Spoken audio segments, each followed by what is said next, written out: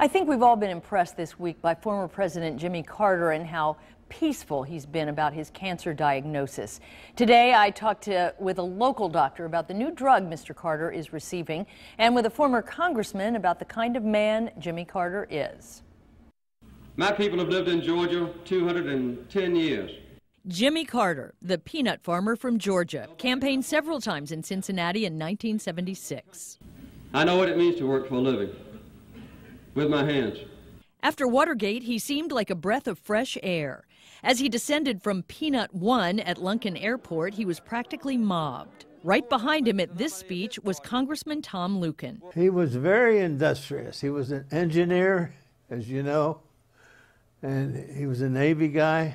Luken says President Carter was all about business. He says there were more meetings in Mr. Carter's time than any of Luken's 16 years in Congress. I spent more time going to meetings at the White House. People say, well, did you ever get to the White House? I lived there. But this was one of the fun times at the White House. Jimmy Carter gave a picnic in his backyard, the White House. And a lot of people were there, all the members of Congress.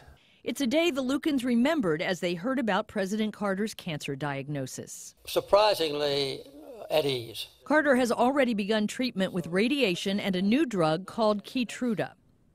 Dr. Bill Barrett says Keytruda is in a new class of drug being tested at UC's Barrett Cancer Center. To try to stimulate people's immune systems to fight melanoma. President Carter seemed optimistic at this news conference, and Dr. Barrett says that can make a difference. Well, clearly attitude in general is important, and a positive attitude makes a huge difference, so that there's no question.